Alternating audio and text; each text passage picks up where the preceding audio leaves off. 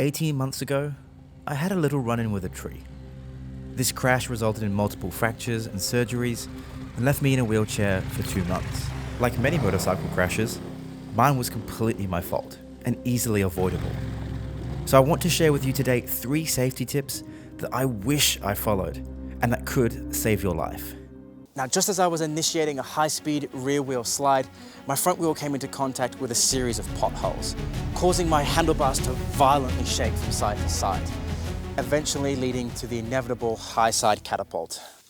A steering damper is highly recommended by desert racers for very similar situations, and it was something that was absent on my bike at the time of the crash.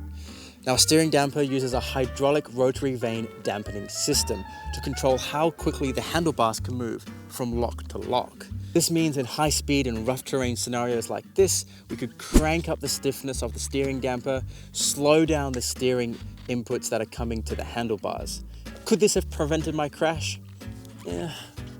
Perhaps not, but what it might have done is allow me more time to slow the bike down, aim for a safer place on the trail, and overall reduce the damage. Now, I'm going to be making a future video about the steering damper and the benefits that I've learned that it provides since owning one. So be sure to subscribe to the channel if you don't want to miss out on that. Foolishly, I wasn't wearing any impact protection when I had my crash, and I have no idea why. Needless to say, I learned the hard way from that mistake. I've come to learn that there are a few key things that I want for my impact protection, whether it is a bodysuit, whether it's my knee pads or my hip pads. I want them to be soft, flexible and comfortable. And I want them to be separate from my clothing. D30 armor, like what I'm wearing here, hits the mark across all these aspects. The molecules used to create this padding are able to move freely, allowing it to be soft and malleable, especially when it's warm from body heat. But under impact, those molecules lock together, allowing it to absorb shock and dissipate that energy. Now, of course, the question is, if I was wearing this armor, would it have prevented my injuries? And I think the answer is no. However, it might have resulted in a few less bolts and plates. Chances are, if you're watching this, like me, you don't get paid to ride motorcycles. And as much fun as it is to go fast, there is a time and a place, and we just have to respect our limits. Of course, it is easier said than done though, and the ego is a cruel son of a bitch, responsible for many, many motorcycle crashes, including my own. With that in mind, I've since implemented what I call the 75% rule, whereby I only ride to 75% of my ability. And I find that this is a really great rule to follow, because at 75%, I'm still having a lot of fun on the trail. I'm still riding with a good pace and a good flow.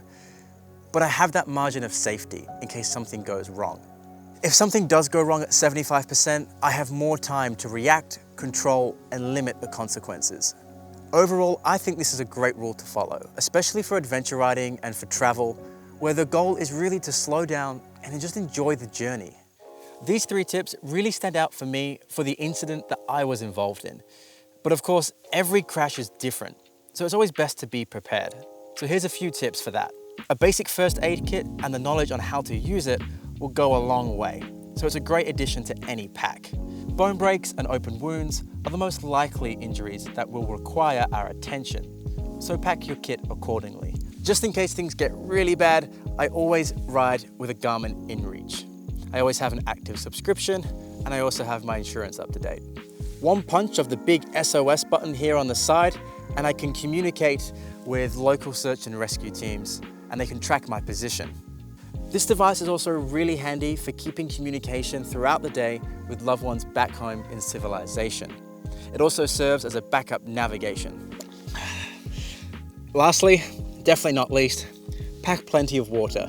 Oh, and don't forget to drink it. Those are my safety tips, and if you have any of your own, leave them in the comments below. And if you've left here wondering, why do we put ourselves through this? Why do we ride motorcycles when we face so much danger? Then I recommend you watch this video right here. This video I break down why motorcycling is so addicting and why we love it so much. Go give it a watch. I think you'll really enjoy it. Ride safe. Bye.